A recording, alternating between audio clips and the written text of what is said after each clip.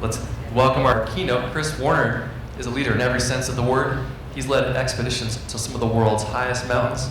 He's been a successful business person and entrepreneur, and he's shared leadership with universities, professional sports teams, and Fortune 500 companies. And today, he's here to share his passion for the mountains and leadership with us. Let's give a warm CMC welcome to Chris Warner. Thanks, Doug. So, like a lot of you, I'm really just a dumb dirtbag climber. And I was sitting at my desk one day, and the phone rang, and it was the NSA, the National Security Agency.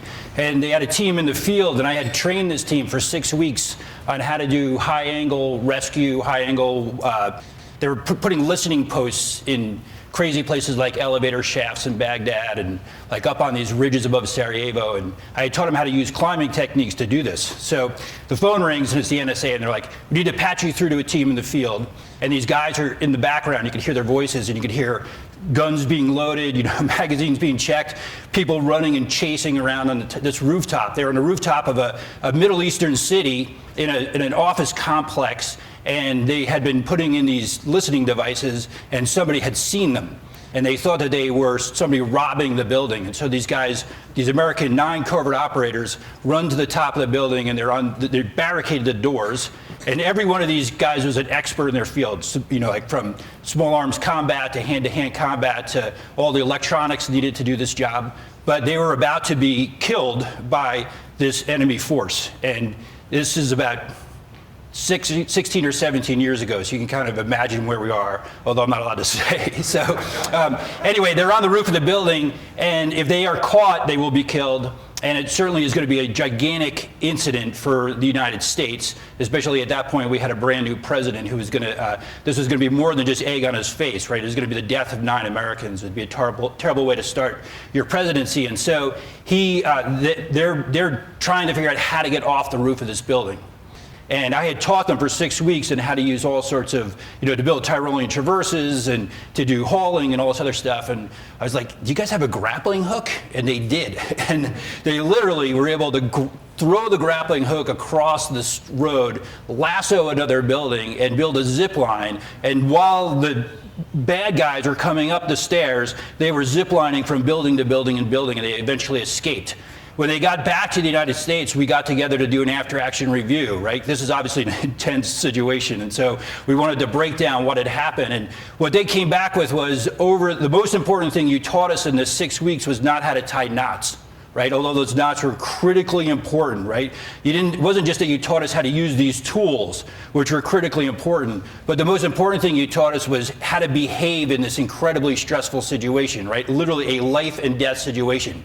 And this was a group that really was under-resourced on the tool part, right? You can only carry so much climbing crap in these bags, if you're covert around these cities. And so they had only had 6 weeks of training in these techniques, but in the moment that mattered the most, they created an elegant solution to their problem, and everybody got out of there alive. And so it really was the behaviors of the group that drove the results.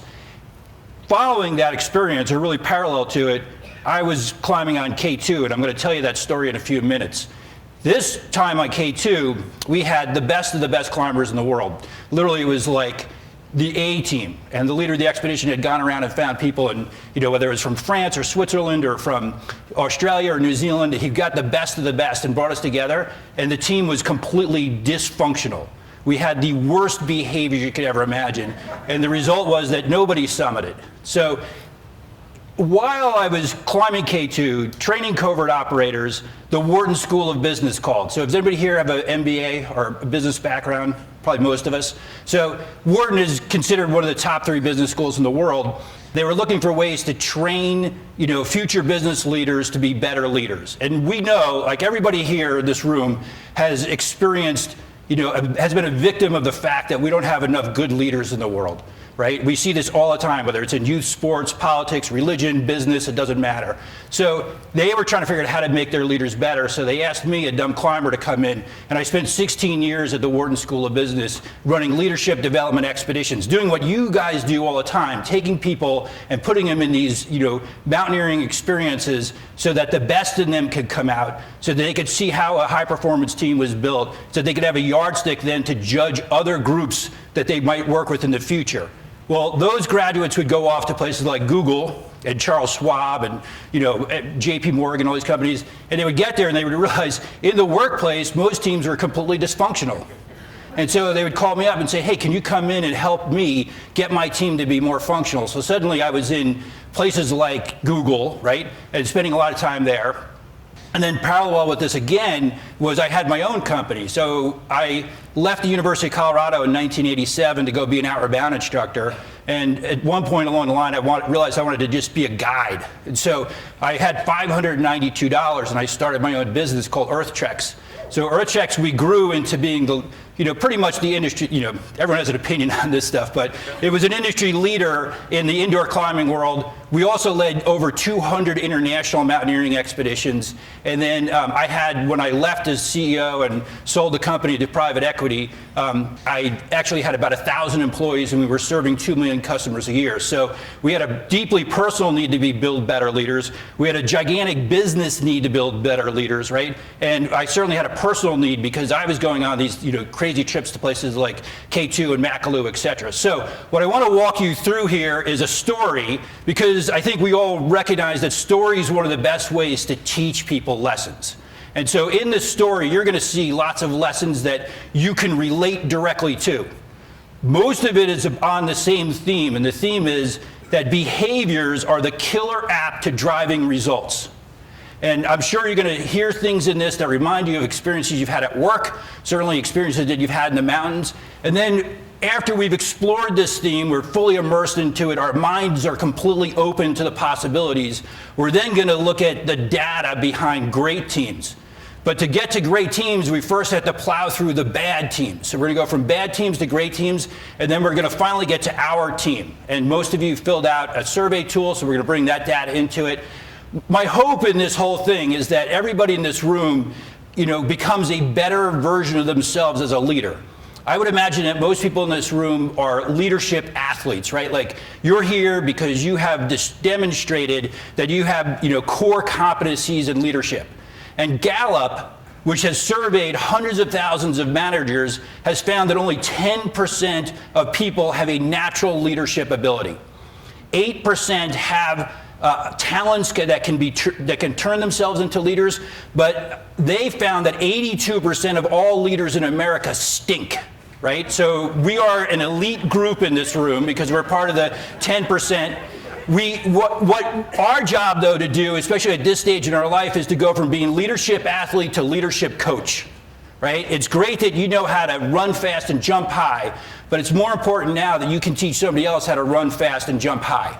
And so the only way you can do that is if you go from being intuitively great at leadership to intellectually great at leadership. So my hope at the end is that you're going to walk out of here with some real intellectual tools that you could say, hey, this is what actually allows me to be a great leader. And if I apply these tools consistently because I now know them, then I can actually be a great leader, 97% of the times or 93% of the times.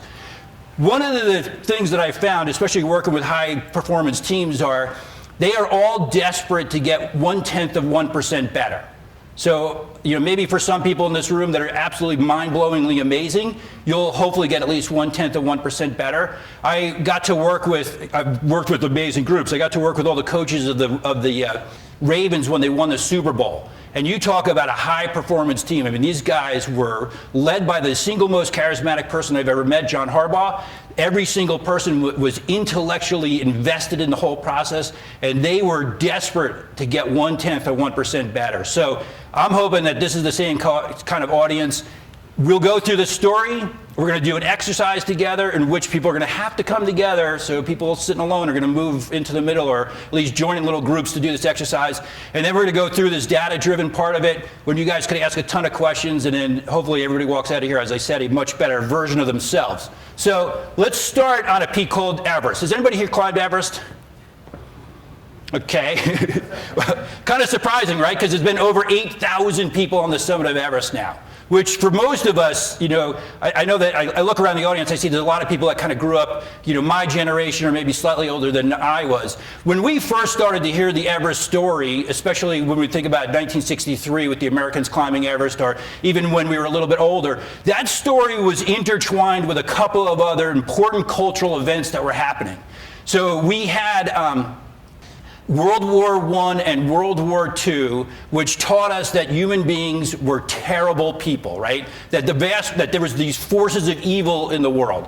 And then we had situations like the first ascent of Everest in 1953, where we started to hear stories about, wow, human beings can actually pull together, they can dig deep inside themselves, and the best version of themselves can come out, and we can accomplish these amazing things. This is the theme, right, the storyline that John F. Kennedy used to drive us to the moon.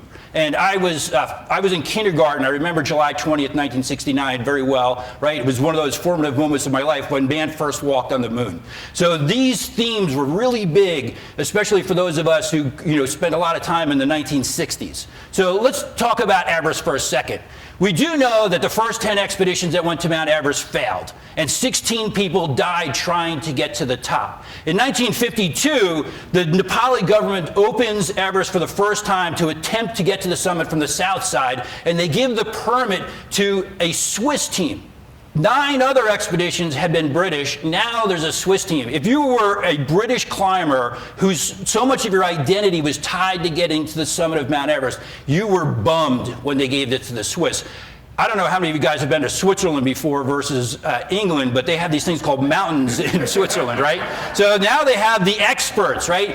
Swiss mountain guides are going there, and they have a team size of 30 people, including this guy named Tenzing Norgay, who's now on his 5th expedition to Mount Everest. So Tenzing Norgay is the world's expert on Mount Everest, and he's going with these expert climbers, and they go really high. They actually go to within 600 feet of the summit on a route that had never been climbed before. So they were walking into the unknown towards the summit of Everest. For some reason, they're forced to turn around 600 feet from the top. Maybe it's too late in the day. We know that their equipment was primitive. It was heavy. You can imagine how exhausted they were, etc. Well, when the Swiss failed, the Brits rejoiced. And so the next year, the Brits show up, and they decide that they're going to bring 50% more stuff. So they bring 50% more ropes, 50% more oxygen, 50% more people. So instead of 30, it's 45 people. And on that team, their killer app is Tenzing Norgay, now on his 6th expedition to Mount Everest. And he knows the way to within 600 feet of the summit. So all they have to do is go 600 feet into the unknown, and luckily for them, they're able to get there. So they get the picture. This is a famous picture that Edmund Hillary took of Tenzing Norgay on the top. This picture, of course, is iconic. And if you were part of the marketing machine for Great Britain, you turn this into everything possible to tell the world how great our nation is. And so they had the supreme adventure of their time when they conquested Mount Everest. They built really this whole imaginary machine about how important this ascent was to all of us. And so many people in the world felt this experience as being part of the rebuilding of the human species. Well, when we look back, because we're, we have hindsight here, we could see how they got there. And we see that the method that they used on Mount Everest is the same method that they use today. Desperate to get to the top, they hired a guy to run the expedition who had been a colonel in World War II, and he came with military practices and applied this engineering thinking to Mount Everest. And if you think about it too, it's the 1950s. What are all the big businesses in the world, right? It's GM, it's GE, it's Westinghouse. It's businesses run by engineers who are trying to make things lighter, cheaper, faster, right, to try to gain market share. So it was an engineering expedition. And they brought with them over 30,000 feet of rope. if they came across an obstacle, they propped a ladder up against Mount Everest. So people don't climb Mount Everest today, they climb ladders on Mount Everest today. Right? This 30,000 feet of rope technique is still used. In fact, it's probably even more now because they're starting to put multiple lanes up and down Mount Everest. So soon there'll be 60,000 feet of rope there. Well, they use tools to drive results. And that, as we know, during that time period, that's how everybody got results. They had, engineers designing tools that got them the market share that they wanted. Well, fast forward to 1996, and I'm sure everybody in this room knows this story. So we have now the beginning of the commercial operators on Mount Everest. And there's a belief that there is only room in the market for one company. But two CEOs show up there, right? Like they're the Silicon Valley guys of America or of world guiding, and they're going to compete to get the most people to the summit of Mount Everest. And if they win this race, if I get 10 and you get 9, it shows the world that I'm better than you, you're out of business, I've captured 100% of the market share, and then I have a way to actually, buy more than pizza for my family. So they push their way to the summit, competing against each other, both teams going on the very same day. And as you guys know this story, the CEOs neglect to collect the data they need to make smart decisions for their customers. And so 2 o'clock in the afternoon, a gigantic cumulus cloud is building up on the Kangshung face, the eastern side of Mount Everest. By the time the afternoon unfolds, this giant cumulus cloud engulfs the mountain. But remember, it's 2 o'clock in the afternoon. This is already a violation of the basic rules of guiding Mount Everest. I guided Mount Everest 3 different times. Our story was that we could only carry, back then, now I think it's a little bit different, but we only carried 18 hours worth of oxygen.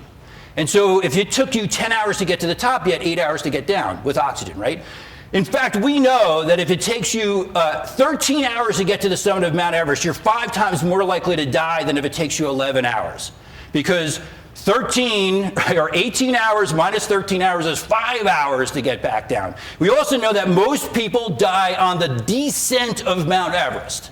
So these guys are pushing to the summit, and it's 2 o'clock in the afternoon. They should have already turned around. Now this gigantic cumulus cloud is swirling around. It engulfs the mountain. People are lost in the whiteout. The CEOs become separated from their teams. They don't know what's happening, right? There's intermittent radio calls, etc. As you guys know, by the time this day is over, 5 people would be dead, including the 2 CEOs. By the time the week was over, 11 people would be dead on Mount Everest.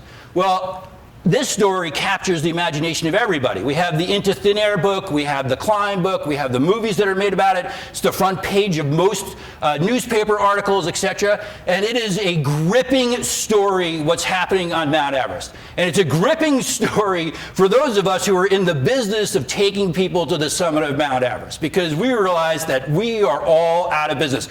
How many of you have killed clients? I haven't, but just saying, right? It is actually considered bad business practices in most businesses to kill your client. The exception to that rule is Mount Everest. For some absolutely insane reason, we killed all those people, and the very next year we had more business than we could ever imagine happening. And you guys know the story from there and that. Well, we decided, though, as guys, that we had a responsibility. We had a responsibility to our shareholders in getting repeat business. So let's try not to kill too many folks, right? So we looked at the ways that you can die on Mount Everest. There's 19 ways that people traditionally die when trying to climb Mount Everest. And if we could study these, we could try to figure out how to prevent these deaths. Well, it ends up the top 4 reasons why people die on Mount Everest is because of human error. People go to the mountains and kill themselves. The mountain does not kill them. It's not until you get down 15, the 15th biggest reason or the 12th biggest reason that you do find things like avalanches and rockfall, etc. But the top 4 reasons are human error. And in general, what happens is people stop moving. So if you are completely exhausted and you stop, like this man here called Green Boots, if you lay down like Green Boots, and it's 40 below zero, when you become unconscious at 40 below zero, the human body freezes solid in 6 hours. So Green Boots lays down and can never stand up. There's a man called the Waving Man at 28,500 feet on the North Ridge of Everest. He sat down on a rock like this. How many of you guys ever been to like a football game in December? And you know how the cold comes through, right through that concrete, right up through your legs, through your butt, right? Your hands are freezing. Your core, of course, is the last place that gets cold. So he literally froze in this position in his path to death. We call him the Waving Man because on the way to the summit, he sees he pointing there. On the way back, he's ready to high-five you. That man will be there forever because there's no bacteria on Everest at that altitude. So you are just a bluer version of yourself the day you died, right? You could be, it's like, how many of you guys have a bag of peas in the back of your freezer? Right?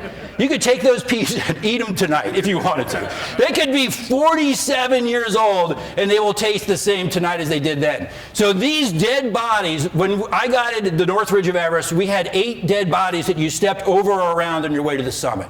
Well, our job as guides was to tell people, don't die. If you see one of these 19 ways that you could die, turn around. Well, what we ended up doing was we added a whole bunch of new techniques. We improved some of our tools, and we got amazing, amazing results. So this is my group on the summit of Mount Everest in 2001. Somebody in this picture is the 2,000th person to reach the summit of Mount Everest. This was actually, at the time, the record summit day for Mount Everest. From the north side and the south side, we had a combined total of 89 people reach the summit. Okay? So this is our gang on the top here. And in the first 50 years of attempting Mount Everest, 2 people got to the top. The next 48 years, 1,998 more people got to the top. And then since then, in the last 18 years, we've had 6,000 plus more people show up here, right? So this picture becomes the cover photo of this story, the Everest mess. And the mess they were talking about, to tell you the truth, was not discarded oxygen bottles, poop, all, tent shards, etc. It was actually the behaviors that were happening up there. People were sneaking into each other's tents and using their sleeping bags and their oxygen and their food as opposed instead of carrying their own stuff up to there, right? We had people faking, because who is this person? Now look how many red down suits are on the top, right? So you would get a picture like this and pretend it was you at the top. You never had to get past Camp 2 and you suddenly had a summit picture of yourself. So these kinds of stories were pervading the kind of the zeitgeist that was happening on Mount Everest, and the stories get way worse than that as time goes on. So now let's fast forward a bunch of years. So you guys might remember this picture from 2012. In 2012, this picture was famous because it was a year in which over 250 people reached the summit of Mount Everest on the same day. This is that same group as they're leaving Camp 3 to go towards Camp 4 and then on to the summit. Somewhere in this group is a British woman who at 19 years old, alongside of her father, is trying to be the youngest British person to reach the summit of Mount Everest. So look, it's the Facebook era, etc. This is a cool thing, right? To be the youngest person to reach the summit of Mount Everest from Great Britain. So she tells a story. She's interviewed by a number of reporters, and she tells a story about what it was like to go to the summit and the horrors that she faced along the way. And the reporter asked her, well, was there anything that happened along the way that was really challenging for you, that really challenged your thinking? And she goes, yeah. She starts talking about the dead bodies, freshly death, right? And there's also a couple who are still alive. As we passed, he raised his arm and looked at us. He didn't know anyone was there. He was almost dead. He was dead when we came back down. So how many of you, if you're climbing with your daughter, want your daughter to step over a dying person who's raising his arm and looking at you? How many of you would stop and help? Right? Yeah, hopefully all of us would. But there's some kind of weird mental game that's played up at these altitudes, that's played with these people, that's played with these crowds of people that make them think that it's okay to walk past somebody who raises his arm and is looking at you, right? Now, granted, she's 19, right? She's with her father. Maybe it was more her father's responsibility than hers. Maybe it was the guide's responsibility, not just the father's responsibility. But out of 250 people going to the summit, could they have saved this person's life? They didn't even try. So they decided that it was more important to reach the peak than to get the point. And I would imagine all of us in the room share the same philosophy, that it's more important, don't reach the peak, but miss the point, right? That we do these things because we're trying to become a better version of ourselves, right? It's more important that our values, our core values are increased, that we're trained to be able to handle bigger adversities in life than it is just to tag a summit. Well, this story on Everest doesn't change. We have this picture from this year. Right, when over 100 more people are trying to go to the summit this day than was in 2012. Can you imagine what it was like to be on the top? Well, what about this guy from Golden, right? Here's a doctor in Golden, and this is a story about his experience up there. You guys are going to have a class later today in the overcrowding situation in the Colorado Mountains. I think it's critical that you watch what's happening on Mount Everest to see what's going to happen on Mount Elbert, right? Okay. Well, for those of us who had a romantic vision of climbing Mount Everest, right, born out of this crazy idea of the 1950s and 60s that human beings could overcome gigantic obstacles so that we could reach our highest potential, it was easy to walk away from Mount Everest. So I decided I'm going to go to the next challenging place that most people will never want to go to, and that's K2. So you guys know the difference between Everest and K2? So in our sport, we have the death to summit ratio, right? They have par in golf, right? So on Everest, there's over 8,000 people have been on the summit. The death to summit ratio is 3%. On K2, I think it's still under 400 people have ever been to the summit of K2. The death to summit ratio is about 30%. So if you're going to go to the most dangerous, arguably most dangerous mountain in the world, who would you want to go with? Well, I felt unqualified. I had guided Everest. I had actually was the first American to ever solo an 8,000 meter peak, right? I soloed the south face of Shishapangma in a 34-hour nonstop up and down. And if you've seen the south face of Shishapangma, it's pretty badass, right? So I had climbed in the Yosemite Valley. I'd done all this other stuff. I didn't think I was capable of getting to the summit of K2. But I got a phone call from a guy named Henry Todd. And Henry Todd had led 30 expeditions to 8,000 meter peaks. And he said he's putting together the dream team. He, just like Noah, he went to New Zealand and found the 2 best climbers. He went to France to found the 2 best climbers. And he came to the United States and he said, I want you on my team. And so I jumped at the chance. Well, we travel to Islamabad, Pakistan. We take the drive up to the Karakoram Kaiway. We start the 8-day walk into base camp. And along the way, I could start to realize that there's some really nice people in this team, but the vast majority of the best climbers in the world are prima donnas. They are the most selfish people I've ever met. And we realized that we couldn't organize, a picnic in Central Park, never mind an attempt to the summit of K2. And the expedition changes dramatically for me on my birthday. And we are at the bottom of the peak, strapping on our crampons, when somebody starts to yell. And through the sky above us is a body. And he is grasping at the air to try to save his life. And he travels through more than 1,000 feet of thin air and smashes into the side of K2. There's a gigantic explosion of blood. His body bounces out another 500 feet, there's another explosion, 200 feet, another explosion, 300 feet, another explosion, and he comes to a stop 500 feet away from 12 of the best climbers in the world, and his body literally lands on the route, right next to footprints. 2 of us grab our gear and race towards this man. We know he's dead. There's no way the human being could have survived this fall. 10 people sit down.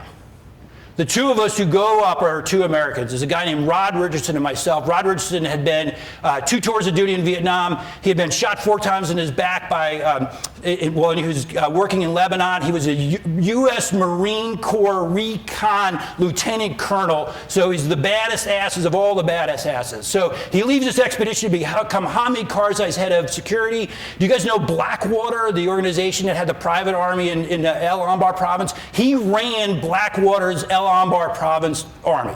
Well, he and I race to the body. And 5 feet away from him, we stop in our tracks. It is the single most traumatized human being I've ever seen. His hips have been pulverized. and his legs are up behind his back and his feet are coming out by his shoulders.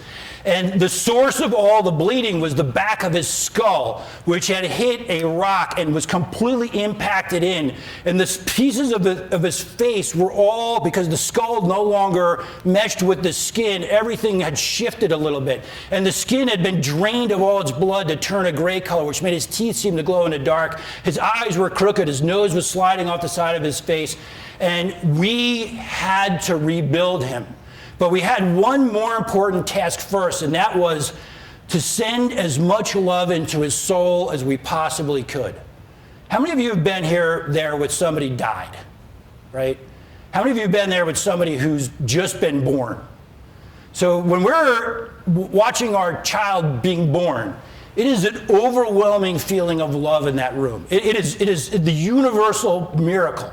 And everybody knows to do the same thing. It's just overwhelming, the amount of love. And so, but with death, right, there's fear, there's anxiety, there's, a lack of, we have no control over the situation. And so we knew that this soul should only feel love when it leaves this world. It should not feel our fear and our anxiety. And so we calmed ourselves by holding hands.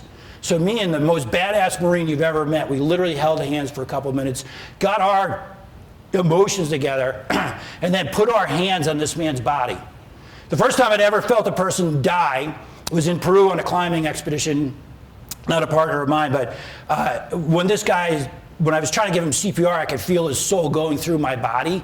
And he taught me in that moment, he didn't live, but he taught me that I was supposed to send love. And so here we were on K2, two grown men holding hands, holding onto his body, trying to force as much love as we possibly could into him. We then had to repackage him. He was not a member of our team, but his team was above, and they were trying to come down to him. And if they saw him in that state, they would never forgive themselves. They would have survivor guilt. They didn't cause his death, but it was so traumatic. So we packaged him up. The first thing I had to do is I had to grab him under the shoulder blades, hold him up like this so Rod could pull out one leg and pull out the other leg. We lower him down. My whole Gore-Tex jacket is covered now in brain matter. And so we then take a down jacket, we take a sleeping pad, we tie him as best we possibly can, and now we lower him down the slope to where these other 10 climbers are. And as we get them all there and gather around, we start barking orders. We're pretty pissed at this point, actually, that they hadn't come to help. And so we need a plastic garbage bag to cover the top because the blood keeps coming out. We need tent flies to wrap him up. Eventually, we get him in this mummy shape, and we want to carry him the 3.5 miles back to base camp. But this is a trip across glaciers through an ice fall. There's no way that 12 of us could carry a 200-pound person through this safely. So we get on the radios to base camp, send everybody, send the cook boys, right? We need everybody in base camp, which is about 60 people, to come to make this a safe extraction of this body back to base camp. While we're waiting for them all to show up, we're all gathered in a circle, and the body's laying there next to us, and suddenly I have a massive anxiety attack. I am being stabbed in the stomach 1,000 times, and I bend over like this, and the tears are coming to my eyes, and I look at everybody. I said, you know what? I quit. Today's my birthday, and I'm going home, and I started bawling, crying. So I think it was the first time anybody ever cried in mountaineering, and so here I was, losing it. And I was so upset I could not actually help carry the body down. So I start walking back by myself, and the people are racing up from base camp, and they see me, and I am covered in blood. And they all start crying the second they see me. I could not shut my eyes for days. Every time I did, I could see this man's face. But I then walked the 85 miles back to the road, and then I took the road for the 3 days back to Islamabad, and I took the plane for 2 days back to the United States. So I had about 10 days of pouting ahead of me. And by the time I got back to the United States, I had worked through some of my grief, and I had become more determined than ever to go back to K2. That year, 2 people died on K2, and nobody summited. When you die on K2, it's rare that your body actually falls down and lands on a trail. Almost always, we never find you. And so to create some sense of closure, we'll take the plate that you've been eating off of for the last 2 months, we scrape away the mashed potatoes and gravy, we take a piton, we chisel your name into this, and we take these plates to the Gilkey Memorial, and then we strap them on here. So when I got there that season, there were 63 plates. When I left, there were 65 plates. Of the 12 people that were on that team, 6 people are now dead, sadly including Rod Richardson. He, when he was working in Iraq, he came up to a checkpoint and a group of Al-Qaeda or whatever they were, dressed as police, opened fire on his vehicle and they killed Rod. So, well, I got a chance to come back to K2. This time I was leading the expedition. The first time I went on the expedition, all of the employees of the team, right, all the team members had been hired based upon their resumes, and they had the best resumes ever. This time I wanted to hire people based on 2 main characteristics. Number one, of course, you have to have the basic climbing skills needed to get up and down K2. But most importantly, could I trust you in a life or death situation? And so these are my climbing partners. This is a guy named Don Bowie. Don Bowie was a mountain rescue expert, a paramedic, right? We had met climbing in Pakistan a couple years earlier. This is Bruce Norman. Bruce Norman is the smartest man I've ever met. He now has 2 Palme d'Ors, if you know what those are, right? It's the award for the most bold alpine climbs of the year. He is a theoretical physicist. He teaches physics in Beijing. He speaks 9 languages, all the easy ones like Korean, Russian, a couple of Chinese dialects. He does speak them all with a Scottish accent, so nobody's ever understood a damn word he's ever said. So this is a guy named Joel Shalowitz who's going to sit in base camp. He's going to be our base camp manager, getting the weather forecast, etc. And when you get to K2 base camp, you put your camp up at 17,200 feet. You have 11,000 feet to go to get to the summit. You have to build a series of camps. And so you go to camp 1, and you have to carry, there's 3 of us climbing. We probably have about 700 or 800 pounds of gear that have to be moved up the mountain. So you carry all 700, 800 pounds up to camp 1, then you carry 600 up to camp 2, etc. And you're laying ropes as you go along the way. We had gotten there early, so we were one of the first teams on the mountain that season. So we're out there, and we're going to work every single day. It doesn't matter if it's 20 below zero, if the wind is blowing 40 miles an hour, if it's snowing, whatever, you go to work. And so we build these series of camps. We have no Sherpas with us. We have no bottled oxygen. We're trying to climb it in the purest style possible. We eventually get all the way up to Camp 3, which is about 24,000 feet or so. So we're 4,000 feet from the summit. In a perfect world, we would go from 3 to 4, put it here, and then we want to get there early in the day because the average summit day on K2 is 21 hours round trip, Camp 4 to Camp 4. So you want to get to Camp 4, hopefully by noon, so you can rest for 5 or 6 or 7 hours. You got to melt snow for water before you go to the summit. So, although when we leave Camp 3 to go to Camp 4, the snow is past waist deep, and we only make 100 feet an hour, right? So there's no possible way that 3 people can put the route into Camp 4. So we come back down. And we have failed. We've spent 6 weeks on the mountain trying to get to the top, and we have failed in our attempt. And so as we get back to base camp, which has now been filling up with different teams, everybody's a little panicked because the strategy for the other teams were, let the Americans go first, let the Americans put the rope in, let the Americans take the maximum amount of risk, and then after they've done all the risky stuff, we'll race to the summit following their footsteps so that we can get the maximum amount of reward with the least amount of effort. So that's their strategy. And when we come back having failed, they are very angry at us. And so a decision is made to pull all the leaders of these expeditions together to have a conversation, right? We need a new strategy. So we have the killer app, which is Bruce, because there's a Korean group, there's a Russian group, right? There's all these other people. There's a crazy lone Iranian climber. There's all these other people that are like, well, bring Bruce in, and he will, we're going to give the Vince Lombardi speech. Bruce is going to translate it to everybody, and then we're going to have complete unification of effort, and we're all going to be able to summit this thing. The strategy is that we're going to leave the next morning, and we're all going to go to Camp 1 together. 25 of us. Remember, it's snowing, so the trail gets filled in. So if 25 of us leave together, maybe 20 will make it to Camp 1, and then 18 to Camp 2, and 12 to Camp 3, and 6 to Camp 4, and 1 to the summit. Are you willing, to sacrifice your team, literally including your own life, to get somebody from another team to the summit. And we're sitting in a circle. Have you guys ever sit in a circular conversation? Everyone's looking at each other.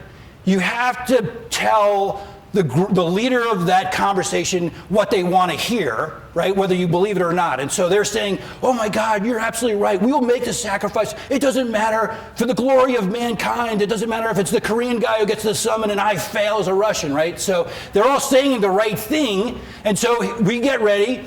We're going to leave at 5:30 in the morning to push together the summit. Well, here we are headed to the summit. And the first thing you're going to notice is that the Russians, the Koreans, the Italians, etc., everybody else rolled over and went back to bed.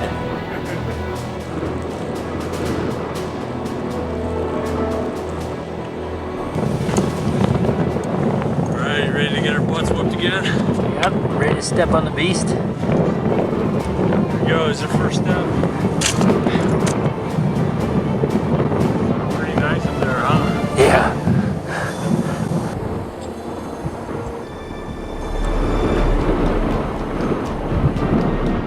Well, here we are back on our way up K2.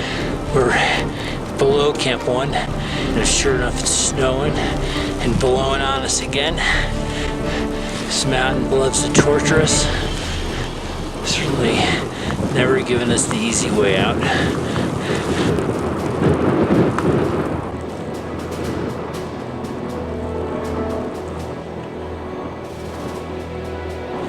Beautiful Camp 1 again. God.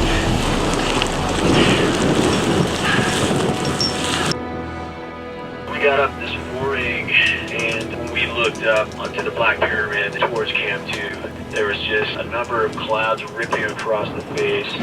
We were alone, there was no one else with us, and so we kind of talked to each other, and we all decided, let's just go for it. This is the funnel right here. This is probably the worst place to be in conditions like this. I can only go through this section one at a time. It's just too dangerous.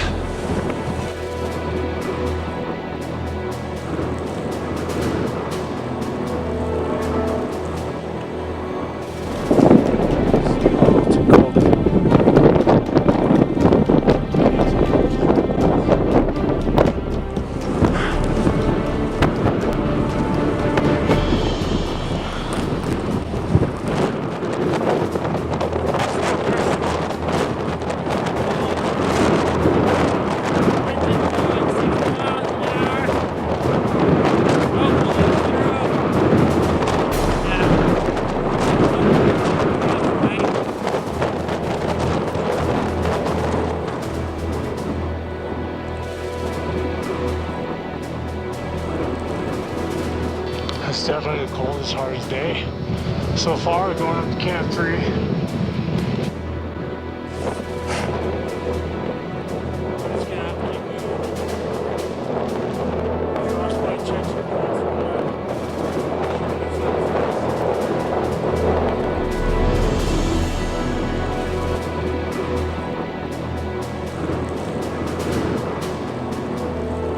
Here we are at 22,000 feet, and the weather's just not cooperating at all. Don is doing a great job of breaking trail for us. Days like this really fill you with doubt. Snow conditions are just horrendous, and looked like the wind died about an hour and a half ago. It's one of those days when you wish you took up golf instead of mountaineering. I will just find Camp 3 somehow, and then probably 4 hours before we're ready to roll in our sleeping bags over. We're at Camp 3. I'll tell you, it took us about 2.5 hours to ascend that last 100 meters or so. Without exaggeration, you couldn't touch bottom. And but we did get here. We were all comfortable. We're boiling water, and we'll head for Camp 4 tomorrow. So we're back at the same place that we failed before. And remember, we thought we were going to have 15 or 20 super strong, well-rested people helping us to get to the next stage. But they were nowhere to be seen. And we were filming our show for NBC. And we actually were nominated for 6 Emmys. I don't know, how many of you have been to the Emmys? It's a great party. You should go. Yeah. The Italians were filming it for Rai Due, one of their stations, and so they have an amazing scene in their film where they're inside the tent at Camp 1, and the tent is getting shaken back and forth by the winds, and they're holding onto the tent poles. And the guy in the tent is talking by radio to the producers back in base camp. And they say to him, it's impossible to go anywhere, it is terrible the weather. And the guy in base camp goes, yes, but the Americans have just made Camp 3.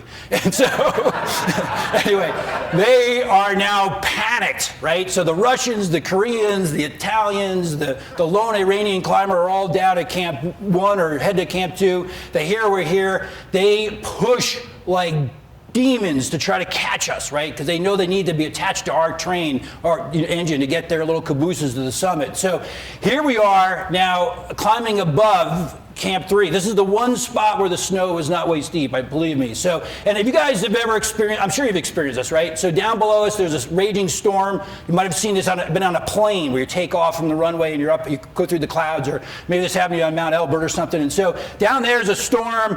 Down here in the bottom corner, maybe you could see tents starting to pop up.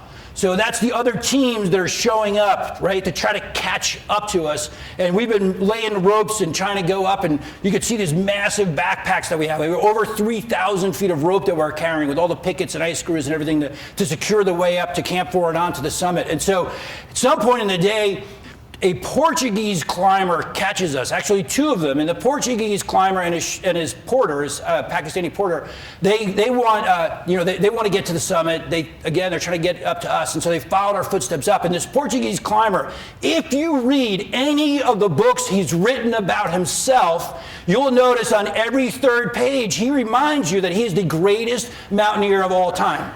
So we are psyched because the greatest mountaineer of all time has caught up to us. And we're like, Zhao, why don't you go first? He's like, yes, let me show you how it's done. You people are so slow.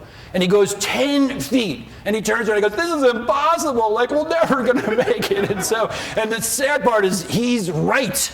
And so 500 feet away from Camp 3, we put in Camp 3.5. It's the Portuguese climber and his high-altitude porter, Don, Bruce, and I. The next morning, we go back up, and then now other people catch us. And out of the roughly 25 people headed to Camp 4 that day, 10 of us go out front. And the plan was, you go 10 steps and step aside, the next guy goes 10 steps and step aside, and every 100 feet you're back in the front for 10 steps. So 10 of us are doing this rotation at the front while 15 people are cheering us on from behind. We make it to Camp 4. This is the death zone. You guys have all heard this term before, 26,400 feet or so. Look how warm it is in the death zone. Nobody's wearing gloves, right? It's not a breath of air. You can have a picnic in the death zone. And so we get out to tents and stuff. We have all the gear, the ropes, the pitons, everything that's required to get to the summit. We had a strategy session in base camp, and the strategy was that the Korean team was going to leave high camp first, right? They are going to take the first 1,000 feet of rope up on this section here. It is no steeper than a blue ski run, that part of K2.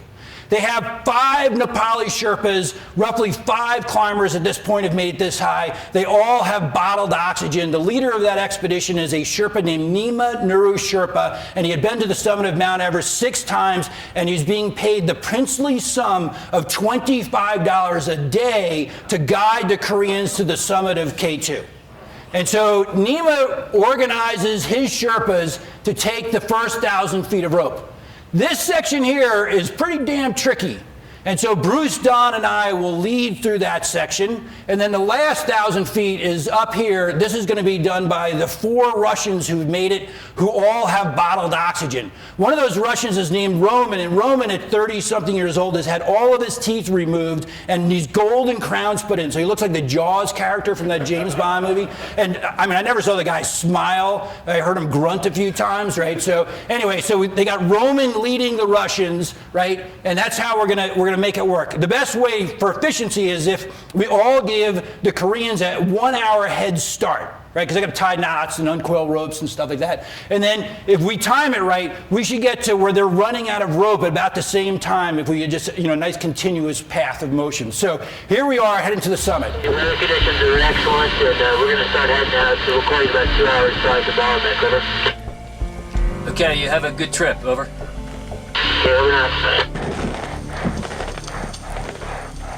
don't know if you can see anything up there. Couple of lights. They're in the bottleneck. Don, some Koreans, some Russians. He said that the Koreans, it seemed, were going to head out at 11 and that they were going to head out at 12, but it sounded like everybody's backed up, so they're about an hour and 20 behind where they thought they were, but it sounds like they're ready to go. So the night and the summit push has begun.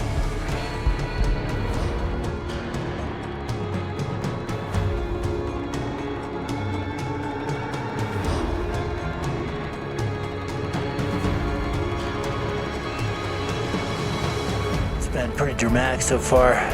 The Korean team was ahead of us.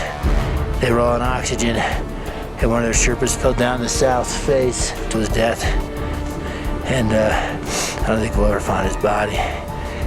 It's gonna be interesting to see what happens. You guys just catch that? So it's right before this picture is taken. It's just before sunrise, or right at sunrise, basically. And Nima Nuru Sherpa, the guy who had been to the summit of Mount Everest 6 times, is walking in the footprints beside the rope, but not clipped into it. He loses his balance and he starts to slide, and the fall line goes like this, and this looks pretty, it's not steep. And we think for certain he's gonna just stop himself and he's gonna brush himself off, whatever, laugh at himself and climb back up to us. But in that one-piece down suit, man, there's less friction than we thought, and he goes shooting off the edge. And we watch his body launch out into the beginning of an 8,000-foot fall and then disappear in the darkness. Everybody's gripped. So you have people stopping the prey, small groups are gathering together, trying to figure out what to do next. And I'm near the top, and I hear this young Sherpa scream for help. And he just watched his mentor, his friend, fall to his death. And he's so gripped, he can't remember how to tie a knot. So he's got the end of the rope, and he's got an anchor, and he is frozen. And he's yelling, help, help, help. And I just take off. I race up to him. I secure the rope for him so he can start his descent.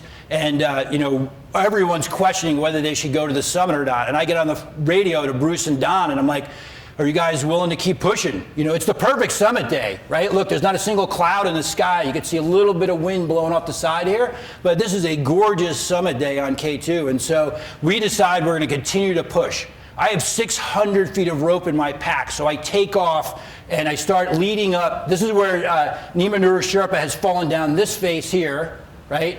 So that's where the rope ends. I take the rope to there and run out of rope. And I get on the radio to Bruce. Remember, Bruce speaks 9 languages. I'm like, Bruce, find that Roman guy and send him up right now. And so this Roman dude, sucking bottle oxygen, so he sounds like Darth Vader, comes charging up, Roman with the golden teeth. I'm like, tie a piece of rope. I'm like, go, Roman, go. And so Roman takes the rope around across the bottleneck, the hardest part, and opens it up for the rest of us to go to the summit. So these are the Russians standing next to me. Base camp. Base camp copy, over. The slope that they're on right now, the famed 45 or 55 or 65 degree bottleneck traverse slope, is in fact freaking steep. And you can see it from here, and Chris is on it right now, or at the base of it anyways. Unbelievable. Considering how hard we've been working, this is a big mountain. Hey, base camp, can you read me? Over. Yes, loud and clear, Chris. Okay, we're turning the corner on the traverse. Yeah, we got another 3, maybe 350 to go.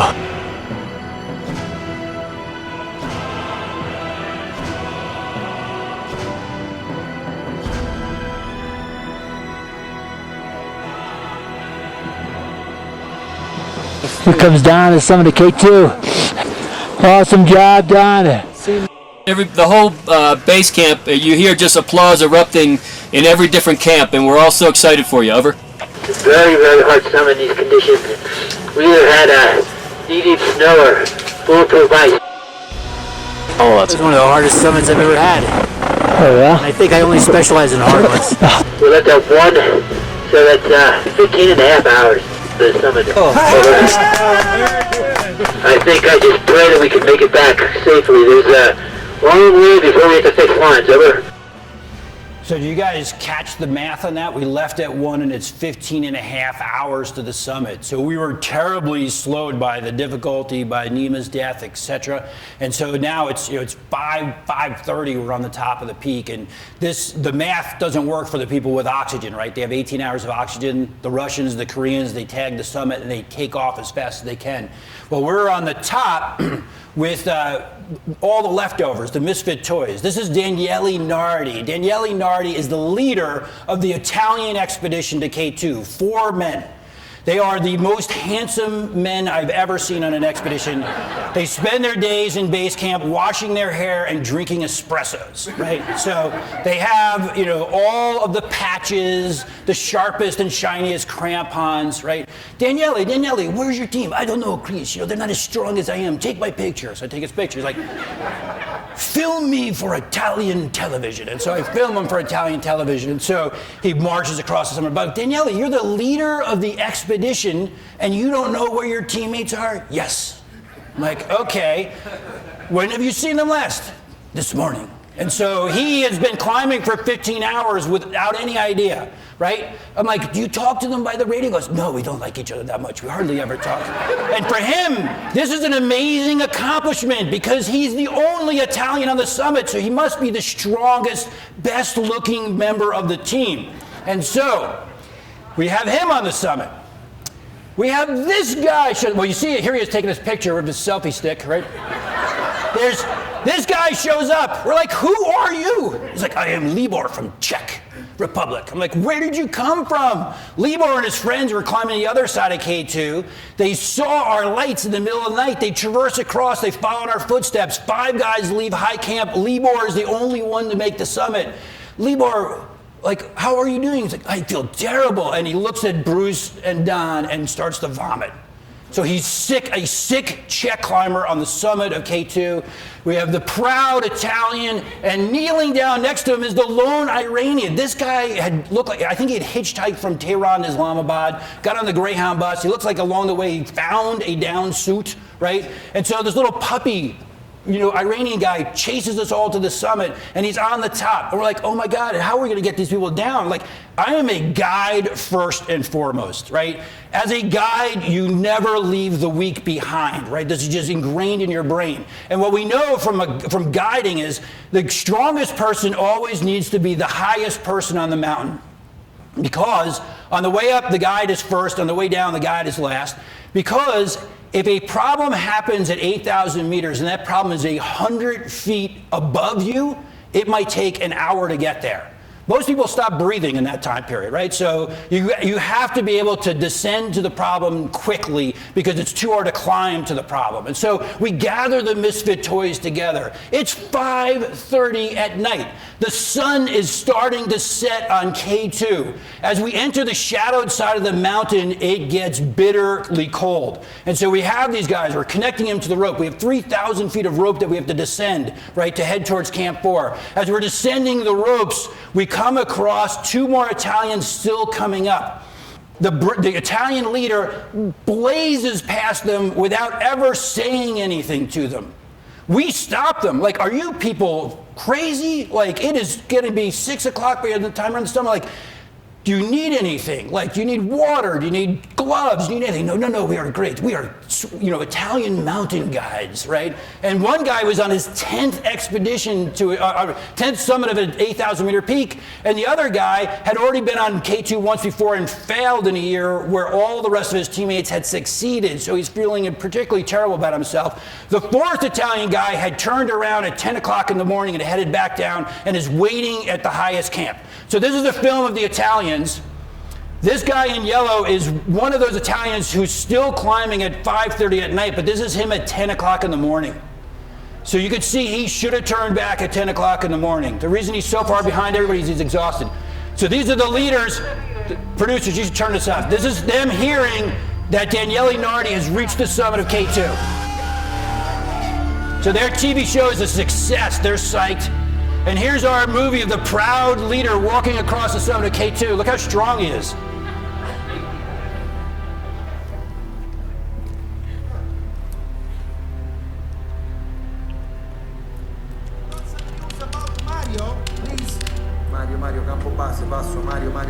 base, passo. Is there been any sights on Mario? Over. Yes, we've seen Mario. He's behind us, but then they have to know. Danielle is the only person who doesn't seem to be concerned about him. Non ho capito bene, però Located. Over. Mario rispetto a very loro good. We copy era that. 15 minuti, 30 minuti di ritardo. So because they're not communicating with each other, they rely on us to give them updates. You are with Mario? Yes. Where? Mario's going to the summit. He's going to the summit? You are... How many time? Maybe 1 hour. Stefano's with him. Stefano è con Mario.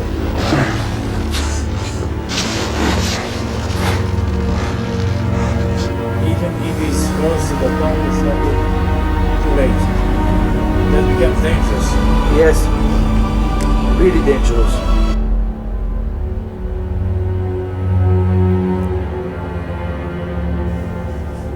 Mario, campo base, passo. Ricambio. Ti sentiamo, dove sei? Passo. Sono il Baytech per 2.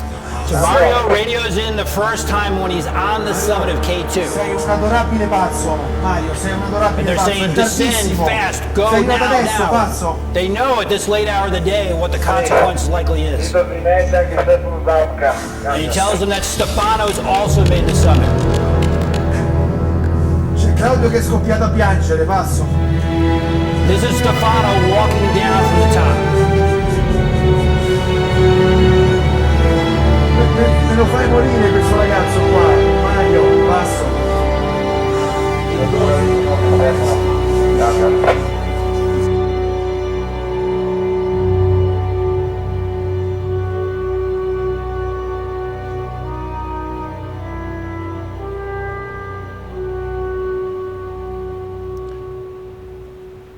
Well, we get back to, or we're heading down the 3,000 feet of rope. We get to the end of the fixed line. It's now a walk back to camp. And the Czech climber is laying face down in the snow, and we roll him over. And all he could say to us is, I'm dying, I'm dying, I'm dying. And we're like, we don't know where his team is. We don't know where their tent is. They've come up the other side of the mountain. And so we know we have to take him with us. And so Don and I put him over our shoulders, and we drag him for over an hour back to the highest tent. We send Bruce ahead to start getting things ready. We get him into the tent. It's freezing cold. It's 20 below zero. It takes 10 minutes per person to get into the tent. The first person who has to get in the tent is Don. He's our paramedic. We need to start getting the injectables into this guy. So Don goes in first. 10 minutes later, we could send Libor in. Then 10 minutes later, Bruce can go in. So I have a half an hour of standing outside the tent at 20 below zero, and I go and visit the other teams. I go to the Koreans. How are you guys doing? Oh, we're proud. We've got some people to the summit. Yeah, it was a little bit of an inconvenience that Nemo lost his life. Right? Go to the Russians, they're okay. We go to the Italians, say, Daniele, what the hell's going on with your team? And all of our tents are, in a very small area. And so I'm like, he goes, I don't know, Chris, they don't know what's happening to them. I have not heard from them all day. So we look up the mountain and we could see their lights together. We know that they are within 3 hours from returning to camp. It's 9:30 now. If they're not back by 12 o'clock, yell for help and we will go out and rescue them. That's the plan at 9:30. At 11, Mario calls in asking for directions back to the tent. The wind has picked up. There's a storm forecast for tomorrow. He cannot find his footprints. And so Daniele gives him directions. He crawls into the tent at 1 o'clock in the morning. Where is Stefano? He's 5 minutes behind me. You're tired, Daniele. I'm tired. Michele, who's been laying here in the sleeping bag all day long, is also tired. Let's go to sleep. And they fall asleep. Stefano never returns to the tent. 7 o'clock in the morning, it is a raging blizzard at Camp 4. People are screaming and hollering. The Russians and the Portuguese climbers and the Korean climbers all team up and they head off the side of the mountain. We are stuck in the tent with this whacked out Czech dude who looks like he's finishing up his opium binge, and he is suffering from so much anxiety from the swelling of his brain that he can't speak English anymore. He can't do any basic function. He can't open a zipper, close a zipper. We're helping him pee in a bottle. We're trying to feed him some water. We know we have to take him down with us. Again, we don't know where his team is. We can't just let him wander in the snowstorm on his own. And so we're trying to get everybody ready. Inside the vestibule of our tent the night before, just like we had done every other day in the expedition, we had stacked our crampons, one pair atop the other pair atop the other pair, right? Submarine discipline on these kinds of expeditions. When we wake up in the morning, the top pair of crampons has been stolen. Somebody from another tent, another team, had left their crampons outside. 10 inches of snow has fallen in a couple of hours. Unable to find their crampons, they steal our crampons. So now one of us has to descend without crampons. The choice is made that Bruce and myself will lower Libor down by a rope, and Don will go down without crampons. Not a big deal as long as you don't hit a patch of ice. As we're making all these plans, etc., the Italians start screaming at us. And they're yelling, you have to come down now. If you don't come down now, you will die just like Stefano. And it's at 8:30 in the morning, we find out for the first time that Stefano Zafka has never come back down. We look at each other, what should we do? Should we go look for him in this blizzard at 8,000 meters? If we do that, we know that we are leaving Libor alone, and he will not survive alone. We also have these 3 screaming Italians and the Iranian climber that are begging us to lead them down. They can't find their way in the blizzard. And so we realize it's better to save 5 people's lives than try to save 1 person. And chances are Stefano has sat down and froze to death like they do on Everest, or he's walked off the side of K2 like Nima Nuber Sherpa shot off the side earlier in the day. So we start to head down. In the blizzard, Don steps on a patch of ice. His feet go shooting out from underneath him. He goes tumbling down, and by a miracle, he lands at Camp 3, but he can't stand up because he's broken his leg.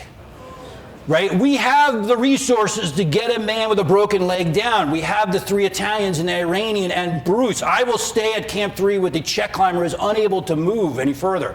So in the blizzard, the 5 of these people start to head down, 5 or 6 of them, and Don is obviously in a lot of pain.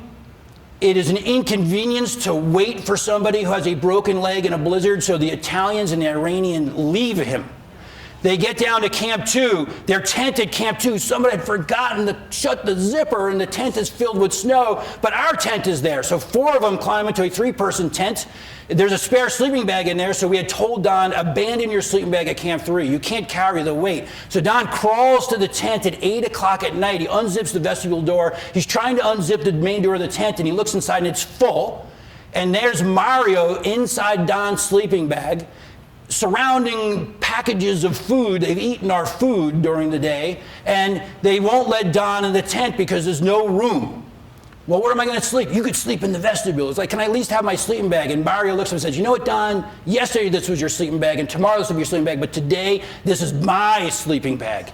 And he won't give a man with a broken leg his own sleeping bag. Bruce is forced to climb into the destroyed Italian tent to survive the night.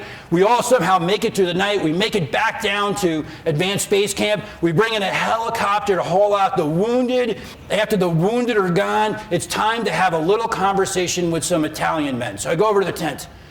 They look great. Their hairs are combed. Like, would you like a cup of espresso? Yeah, hell yeah, I want a frickin' espresso. And so I have an espresso, and I start getting into it with them. And it is a screaming match, right? I need to know why they abandoned Stefano Zafka, why they left him up there to die. And in the middle of this screaming match, in walks the Iranian climber, who looks at me and he's wagging his finger. And he goes, I have a question for you. I'm like, okay, what is it? He goes, why is it when everybody else was up there for themselves, why was it that your team was up there for everybody else? And I was like, dude, don't reach the peak but miss the point, right? What is the point of all this? Like, isn't it to become a better version of yourselves? Well, this expedition, for me at least, unfolds with a great sense of pride. Mainly because we had 3 goals and we reached all of them. Number 1 was we wanted to reach the summit. Number 2 was we wanted to reach the summit together. We knew that if we reached the summit together, our chance of coming home alive were greater. And our 3rd goal was to climb the mountain in a style that we would be proud of forever. And I think we achieved that. I was the last person to walk off of K2 that season. I went through every single tent I passed on the way down to make sure nobody was left behind. We were done letting people die on K2. We wanted to make sure we brought them all home alive. Sadly, we lost 2 that year. I did go back to Italy because to interview Daniele Nardi, but I went there for one reason. When they got back to Italy, we found out from Stefano Zafka's family that of the 8 people on the expedition, the camera guys, the base camp, etc., only 2 of them came to the Zafka family house. And they only spent 15 minutes with the Zafka family. These boys had been with Stefano Zafka for the last 8 weeks of his life, but they only had, whatever shame, guilt, or whatever, they only could show up, 2 of them, for 15 minutes to spend with the family. I was so angry, I flew to Rome, rented a car, went to the town, and I spent 8 hours with the family, going through Facebook posts, emails, looking at the film. They could see from the film that their son made a terrible mistake, right? Just helping them try to grieve. And then I went down to Daniele Nardi's house to have a little bit of a conversation. And Daniele, in pure Daniele fashion, said well, Chris, it's every man for himself above 8,000 meters. And I was like, oh yeah? If that was the case, we would have left your ass at high camp, because that's above 8,000 meters, and we're the ones who dragged your ass down. We guided you back to Camp 3, so you get to Camp 2, etc. Anyway, these kinds of people are all over the world. Has anybody ever met somebody who's like a Daniele Nardi? Yeah. Has anybody ever worked for somebody who's like a Daniele Nardi? Yeah. All right. Well, I'm going to skip ahead a little bit. We do know that we judge people all the time. Sadly, our judgment systems are terrible. We are terrible at choosing partners, right? Our judgment systems in America are totally screwed up, right? It's all based on how great you are, there's the attractiveness factor, right? So how sexy you are pays really well. And then how many big animals you kill pay really well. Have anybody been in business where you are bonused or commissioned on the work that you do? So the person who kills the biggest animal gets paid the most? Okay, in a real team, in high performance teams, we judge people based on 2 axes here. Do you produce strategic results, and are you aligned with my core values? So let's think about Daniele Nardi's team for a second. 3 of 4 people reached the summit, so 75% summit success, right? So they produced some strategic results on this axis, right? Maybe 75. Where would you guys rate the issue of the fact that one guy dies? Pretty bad. What'd you say? Pretty bad. Yeah, pretty bad? Yeah. So if you were rating all those teams up there, right, and you had to say, okay, is it more important that they produce strategic results or that they were aligned with my core values? Which one would you put the most money on? Which would you weight higher? Core values? How many of you have worked with somebody who is aligned with your core values but doesn't produce a lot of strategic results? Right? All of us, right? Is it easier to fire this person or to fire this person? If you think lower yellow is easy to fire, raise your hand. Okay? How about people who think that upper yellow is easier to fire? Yeah. In general, most people will say upper yellow, right? Because they can't stand this person, but they love this person. If I fire this person, they won't be able to pay for their kids' soccer lessons or whatever it is, right? So we keep these people around. Our job in every team, though, is to build this team. People are aligned with our core values and they deliver strategic results. How many of you have worked for a team that does that or has done that? These teams are amazing. These teams make a lot of money, right? These teams are fun to work for. These are the teams where you improve your career, right? So these are the teams that obviously the CMC is trying to build. Every time you go on a trip, you're trying to build this kind of thing. I know Chris leads all these trips. He's going to talk about this later. It is so important that you outline what your core values so that people can be aligned to them. Okay. Daniele Nardi, we do know that he had all of the right tools and techniques. I mean, this is the best dressed man on the mountain, right? He was obviously super fast, right? But as a leader, he was really a sociopath, right?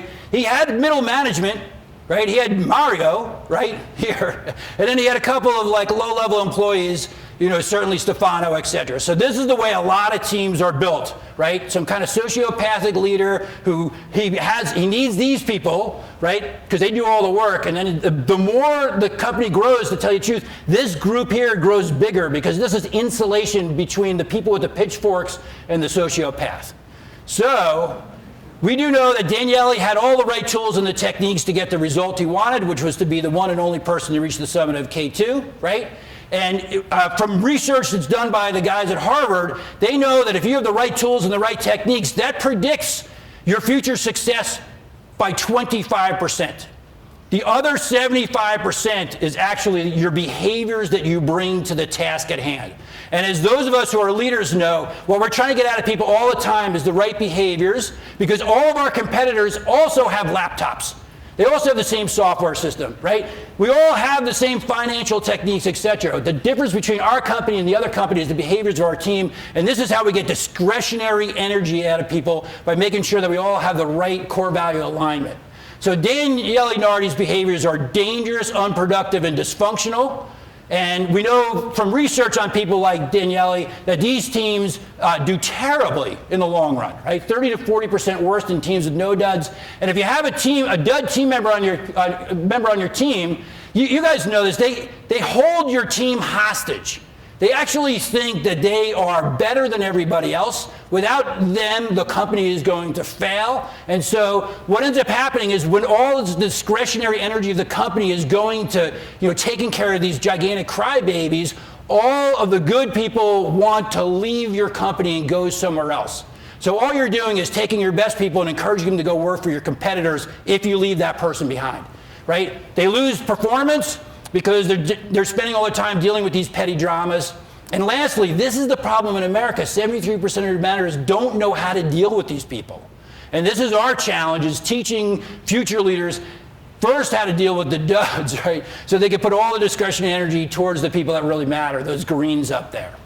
So that's the organization that you guys are part of. This is the organization you have to protect. Save the greens at all cost, right? Give all of your time and energy to these people and the least amount of time and energy to everybody else. So let me ask you a question. How many of you have ever seen a green become a yellow? Like you hired somebody and they were amazing, and then all of a sudden something happens at the workplace and they become dysfunctional over time, right? Probably all of us.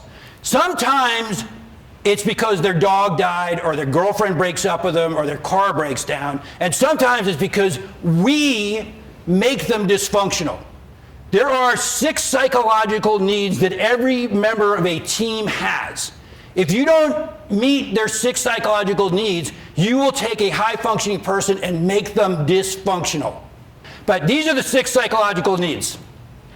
Now, Chris, who leads a lot of trips, and all of you guys who do, have you ever had somebody who was an outlier that didn't feel like they belonged as a member of the team? They were isolated by some reason. It's our job to make them feel like they belong. We have to reorganize the team so that person goes from the outside to the inside. And if we don't do it, these people can cause the whole team to fail because you failed to bring them into the inner circle, right? What about stuff like autonomy? Has anybody here ever worked for somebody who was a micromanager? Yeah. Has anybody been a micromanager? I know I have in the past, right? It took me a long time to get out of that. You know what? People hate micromanagers, right? They have to have autonomy. They have to have the freedom to make mistakes, etc. So there's 6 psychological needs that everybody has. If you want your team to be high performing, you have to make sure that you deliver on all 6 of those needs. You literally have to judge yourself at the end of the week on how well you treated, Janie with respect, recognition, belonging. Does she understand the meaning, how the purpose behind the organization, how the work that she does makes a difference for other people? If I would teach anything to young leaders, it would be these 6 words, right? And make sure that you make this part of your daily practice. Because if you don't, you will take great people and make them dysfunctional. You will end up having to fire them, right? Because you actually didn't do your job of meeting their 6 psychological needs. Which I said this earlier in the day. Right? According to Gallup, only 10% of people are naturally born leaders, 8% have the raw material to be turned into good leaders, but 82% of all leaders stink. The problem with this is the good leaders actually have happy employees who are productive, that everybody sticks around, the customers love them, and they're much more profitable. So that's what we're shooting for. So high performance teams, this is what I studied, right? I was at Wharton for 16 years focused just on this issue. And we know that, their superior performance, right? They do better than their peers in every objective, that they make a distinctive impact. Like if you think about the CMC, if the CMC went away, would Colorado's outdoor community be worse off for you guys disappearing? And I'm sure the answer is yes. Obviously, at 108 years old, you guys know how to endure. So what makes a high-performance team special is they're motivated by their mission, they're united by their values, and they're proud of their reputation. So I'm going to go through this stuff really quick because this is the important stuff. Okay, you guys have a mission statement. The best missions answer this question. Why does the world need your organization to succeed? And here are some examples that are out there. So if we look at Dow Chemical, you might not like Dow Chemical, but they have a great mission statement because they're trying to improve what is essential to human progress by mastering science and technology. You know what? I'm a human, right? I want to progress. I need somebody that's going to master science and technology to help me out. What about ConocoPhillips, right? They're pioneering spirit to responsibly deliver energy to the world. I need energy. I can't get to the mountains if my truck doesn't have gas, right? Or Under Armour. I'm an athlete. I would love it if someone put their passion in science and their relentless pursuit of innovation to better me as an athlete. Well, it needs to be clear, it needs to matter in order for people to give a damn. This is your mission statement. On the survey, we asked you if this was motivating to you. And tell me, is anybody good at data? What do you see here? Someone with a loud voice, tell us what they see. It's all over the place, yeah. Luckily, you have, you're motivated by it, right? But you have people that are over here that are they're not motivated by it. I know that this organization is 108 years old. I think your mission is actually, when you go back to it, what you really see is this is what we do, not why we do it, right? What do, right? We unite people, we collect and disseminate information, we stimulate public interest, we encourage. It's not why we do it.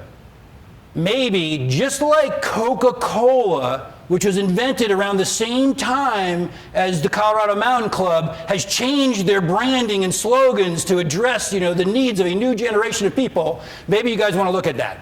Okay, all right. The second part of this is, are we united by our core values? This is critically important. We know that companies that have high alignment on core values have high employee satisfaction and have high productivity. So this is critical. Well, we have these big core values, and we ask you guys, how aligned are we on these core values? Does anybody see anything in this data? Better. Yeah, it's definitely better, right? Maybe for a bunch of reasons. Like one, it's simpler, right? So, yeah. Anyway, this is a good strength that you guys have. Obviously, the core values has to continue to be communicated for people because we need to move it this way, right? But we have a good, strong foundation. Okay, why does this matter? Those of you guys who are like psychology, geeks like me, you're gonna love this. This is how we produce, greater self-efficacy in people, right? Self-efficacy is the ability that if I get knocked down, I can stand back up. If I fail on K2 the first time, I can come back to K2 the second time. When we align organizations around mission and core values, we have greater self-efficacy, which is exactly the gift we want to give our children. It's exactly the gift we want to give our employees. Teams that do this well, have a strong mission statement and strong core values, outperform their peers dramatically. So this is over a 15-year time period. The S&P 500 returned 118%. How many of you read Good to Great by Jim Collins, right? A climber from Boulder, right? Those companies went up 263%, but the firms of endearment, the ones that had a strong mission statement and strong alignment on core values, went up 1,700%, right? They make people money. So we also asked you guys how proud you are of your reputation as part of this whole thing. And, we got a pretty good, we're certainly proud to extremely proud, which is great. Okay. There's 4 things that every high-performance team leader is an expert at. And number 1 is they're an expert at communicating or really sharing their passion. So passion is critically important because there is nothing as contagious as emotions. And if you bring a positive emotional state to your team, everybody will become positive. How many of you guys have worked with cynical people before, or curmudgeons, right? Right? Can you imagine, like, that is a terrible way to have to go through work every day. So we need to bring the right emotional energy to our team. And passion could be low-key or it could be extremely, loud, but it still has to be positive energy. We know that emotional factors, as you see, are 4 times more effective as rational factors. So if I have a strong emotional bond with my employees, I don't have to pay them as much, which, is a terrible thing to say, but anyway, right? Happiness, right? Happiness is critical for the success of any organization and any person, right? People who are healthier, they make more money, they have better success over the course of their careers. And then we have cynics. The good thing about cynics is that they die early alone of a heart disease or dementia, right? And they are not competing with us for work or for raises. So, anyway, there's some silver lining to those cynics. So we asked you guys about passion in the organization. How much passion do you feel? I love my role, my colleagues, and am I excited about the challenges ahead? Am I just satisfied, or why am I still here? Now, we see this would be my challenge if I was the leader here. How do I get these people to become these people? What do I have to do to help them love what they do more, right? To bring more passion to the project so that we can elevate our productivity, our performance, whatever we want to do. Okay. One of the ways you do it is by constantly communicating with them. If people know where you're going, they will help you get there. If you don't know what I expect, how can I expect you to live up to my expectations? So again, Chris, you're leading, this trip. You're constantly telling people, hey, today's going to be hard, right? If we're going to have to dig a little bit deeper, we're going to have to get up a little bit earlier, we're going to have to push ourselves a little bit harder, and they will do it if you prepare them for it. But if you don't tell them about it, and all of a sudden they come up against, a 3,000-foot elevation gain in a quarter mile, they're going to be totally pissed at you, right? The trick for all of us, in the real world is we live in a very dynamic environment. Constantly things are changing. So we have to communicate. And we have to be willing to change our destination based on the data that we see, right? Go back to 1996 on Everest. Those CEOs should have turned people around. The destination is no longer the summit. The destination is survival. But instead, they continued to go towards the summit. Why is this so important? It is the single most important thing that people say a leader has. That's the ability to be forward-looking. If you are not seen as being a visionary, you are not seen as being a leader, period. How many of you remember George H.W. Bush? You remember when he said, I don't do the vision thing, and then lost the election, right? It is so true. He was not, that one sentence, probably more than any other thing he ever said or did, doomed his second presidency. Okay, the data on this is terrible. Most organizations, nobody knows where the hell the organization is going. They don't know what the strategic plan is, right? They can't even tell you what any of the goals are. So people are not communicating very well within their organizations. We asked you guys about how well you knew where this place was going, and what do you think about this number? We got some people that are left out, right? But the vast majority of people know where we're headed. So you guys are starting to do, you're doing a good job. The message is getting out there to people. We just got to keep beating them over the heads until everybody gets it. Partnership. The 2 most important words in any relationship is trust and caring. How many of you have had your heart broken, right? Hopefully you didn't break everybody else's heart, right? What happens with heartbreak is that you realize that the person that you're with is untrustworthy. They don't care about you anymore. And as a result of that, the relationship fails, right? Well, we have a huge trust problem in America, right? Not enough people trust their leadership, and as a result of this, not enough teams feel like they care about each other at the workplace, and then those teams do terribly. But teams that have high trust, right? Look, it's less stressful. They have more energy. They have fewer sick days. Everyone feels better about their work, right? Their clients love them. We have to invest constantly in trust and caring in our relationships to make them work. And this is a leader's responsibility. Okay, we asked this question. How much is there a feeling of trust and caring around here? And we have from, we really trust and care about each other, allowing us to grow faster, to I wouldn't describe us as a team. So if we look at this data, there's some people that feel left out, right? When they look at it, remember, they have a sense of belonging. They don't feel like they belong. Other people want more. They think this organization can give them more trust and caring, right? And then we have some people over here that they're living in paradise. So either their needs are less, right? But what we need to do is we need to keep finding ways to increase the trust and caring, the sense of partnership that's so critical to this organization, especially since you guys are volunteer-based. And one of the ways we do this is by teaching people how to work smart, not just hard. So how many of you guys work in an environment where you have regular team meetings? Good, because you make 20 to 25% more than your peers who don't. All the statistics are that if you don't stop and reflect, you will not learn, you will not improve. So we know that the 3 things that we have to focus on in every meeting is, did we bring the right tools to the job?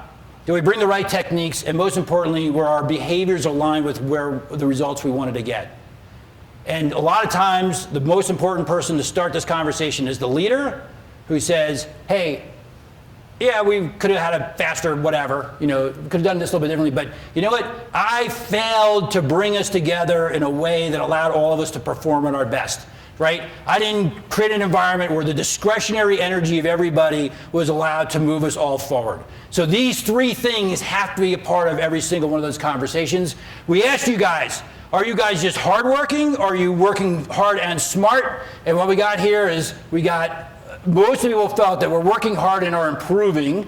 So that means you have high expectations. You think the organization can go further. There's a couple of people who kind of feel like there's a bit of a mess that exists here, right? So we're not cleaning up our own messes, right? And then there's a very small group of people that, again, live in paradise. So there needs to be more events like this one. That is why you guys are all here right now, to bring the organization together, to help everybody reflect, to learn from each other, et cetera, so that you can move the organization forward. Well, that's our job, obviously, is to build this kind of an organization, right? Take the people that are here and move them this way, and don't let any people sneak into this section over here. And one of the ways that we can tell how good of a job we're doing is something called a Net Promoter Score. You guys familiar with this? So this is a question that's very simple. That's asked is, how likely are you to recommend this organization to a friend or family member? And what we got here is we got a total Net Promoter Score of 63, which is super high. The worst you could be is negative 100. So, it would be, over time, this is a good number to watch to see if this goes up. And then it gives you an idea of how well you're doing on those other things. So, all right, everybody here's a leader. Everybody understands that they have to be viewed as passionate. They have to bring their positive emotion to every task because our emotions are contagious. We have to communicate where we're going. When we tell people where they're going, they love to help us get there. Partnership. We have to really invest in trust and caring. We have to let people know that we care about them, that we're trustworthy. And we have to help people learn to reflect upon their experiences so they can learn and be better prepared for the next big challenge. I know you guys all have the same dreams I have when we go in the mountains, right? We want to come home alive. We want to get to the summit, and we want to climb the mountain in a style that we'd be proud of. Right? That is an amazing legacy to leave to other people. I wish you guys the most amount of luck imaginable in your future adventures, especially your leadership adventures. It's a hell of a lot harder, obviously, leading a team than it is, summiting K2. So hats off to all of you. Thank you very much. Yep, you're welcome.